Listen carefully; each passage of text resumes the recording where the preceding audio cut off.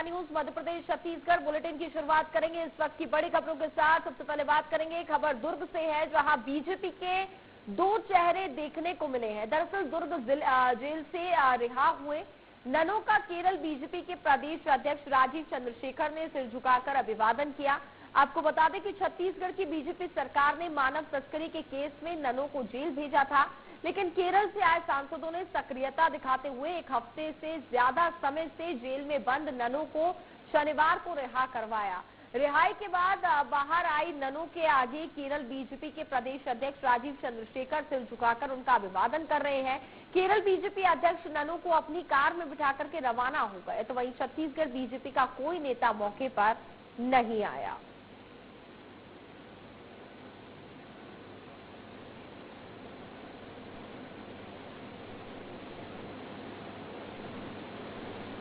तो बड़ी जानकारी आप तक पहुंचा रहे हैं।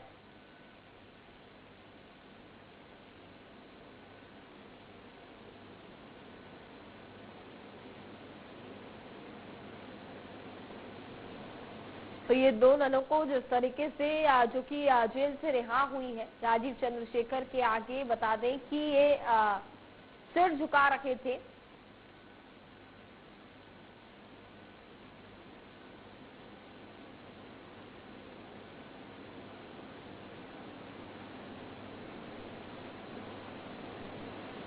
तो बड़ी जानकारी आप तक पहुंचा रहे हैं।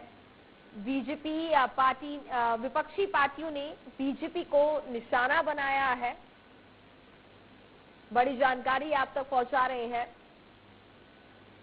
छत्तीसगढ़ की बीजेपी सरकार ने ननों को जेल भेजा था और छत्तीसगढ़ की बीजेपी सरकार ने, आपको बता दें कि ननों को यहां पर जेल भेजा था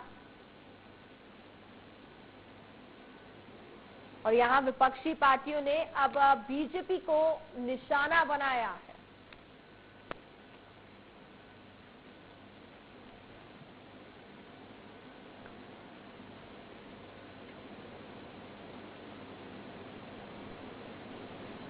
ज्यादा जानकारी के लिए हमारे साथ ब्यूरो चीफ दीपक विश्वकर्मा इस वक्त लाइव जुड़ चुके हैं, सीधे उनके पास चलेंगे। दीपक, इन ननों को यहाँ पर बीजेपी ने ही जेल भेजा था और मानो अब विपक्ष को जैसे एक मुद्दा मिल गया है बीजेपी सरकार को घेरने का। देखिए, सबसे बड़ी बात तो यह है कि 2 नेता एक ही पार्टी के, एक जहां मैं मौजूद हूं छत्तीसगढ़, जहां ननों की गिरफ्तारी होती है, जहां पर भारतीय जनता पार्टी के नेता बजरंग दल का आरोप लगता है कि ये मानव तस्करी कर रहे थे, ह्यूमन ट्रैफिकिंग कर रहे थे, और उसके बाद बवाल होता है, जेल थाने के बाहर घेराव कर दिया जाता है और उसके बाद 2 ननों को जो केरल की थी उनको गिरफ्तार कर लिया जाता है और जेल भेज दिया जाता है। और सरकार लगातार ये कहती है कि मानव तस्करी बर्दाश्त नहीं है, जो गलत करेगा कानून अपना काम करेगा और उसको जेल भेजेगा। तो ये स्पष्ट हो गया कि ये नने मानव तस्करी कर रही थी। ये नने जो नारायणपुर की वो युवतियां हैं, युवक हैं, उनको मानव तस्करी के जरिए दूसरे राज्यों में ले जा रही थी। लेकिन एक तरफ तो भारतीय जनता पार्टी के ही नेता ये कहते हैं कि मानव तस्करी हो रही थी और जेल भेज दिया गया और उसके बाद वो छूटेंगे नहीं छूटेंगे, तमाम सारी चीजें, क्योंकि चाहे सरकार के मंत्री हो और चाहे खुद सरकार हो, चाहे मुख्यमंत्री हो, सबने यही कहा। लेकिन एक और तस्वीर देखने को मिली कि केरल के शीर्ष नेता, उसी पार्टी के राजीव चंद्रशेखर जो केंद्रीय मंत्री भी रहे हैं, वो ननों के जेल से छूटने के बाद आधा शरीर झुकाए उसका अभिवादन कर रहे हैं।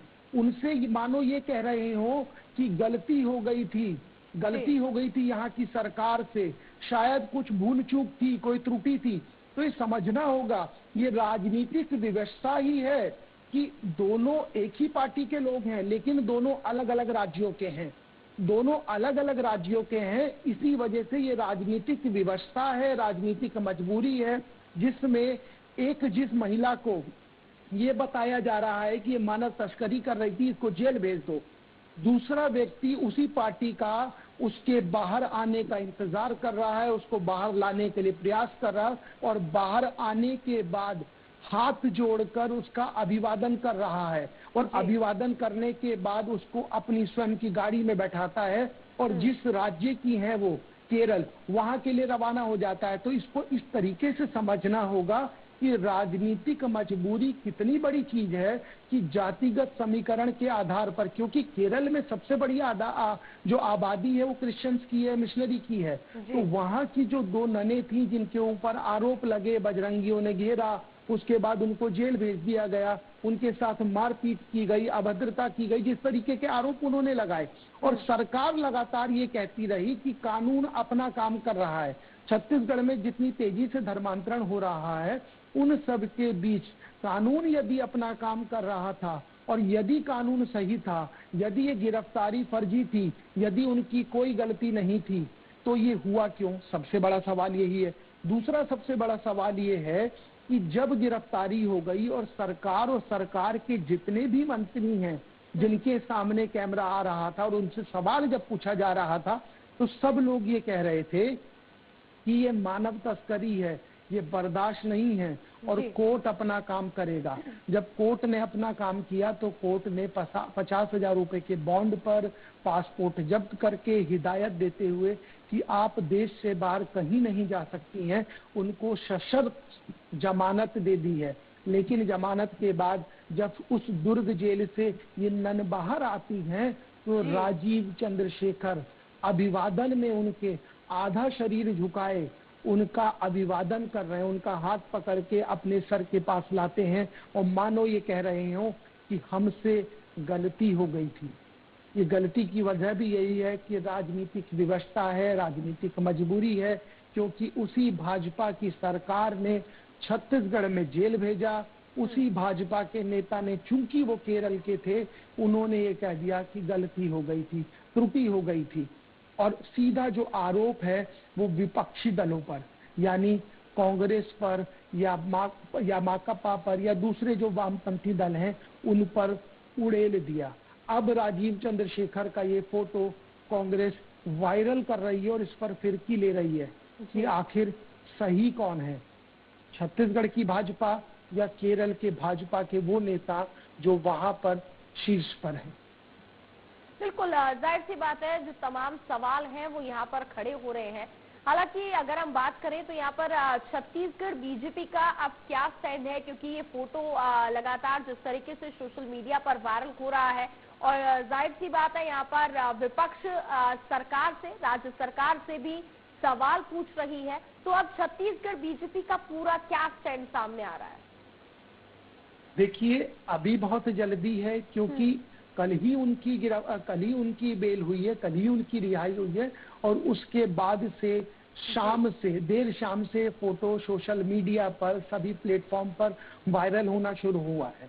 अब जब चाहे वो सरकार के मंत्री हो, चाहे मुख्यमंत्री हो, उनसे सवाल जरूर पूछा जाएगा, इस फोटो के संदर्भ में भी और इस पूरे घटना के संदर्भ में भी। क्योंकि जिस तरीके से पूरी सरकार और मुख्यमंत्री ये कहते नजर आ रहे थे कि ये मानव तस्करी है, कानून अपना काम कर रहा है, अब इसमें बड़ा सवाल ये खड़ा होता है क्या कानून अपना काम नहीं कर रहा था? क्योंकि गिरफ्तारी, उसके बाद बेल, और उसके बाद उसी भारतीय जनता पार्टी के नेता ये कह रहे हैं कि कोई शायद गलती हो गई थी। चलिए, बिल्कुल दीपक, बहुत बहुत धन्यवाद आपका तमाम जानकारी हम तक पहुंचाने के लिए।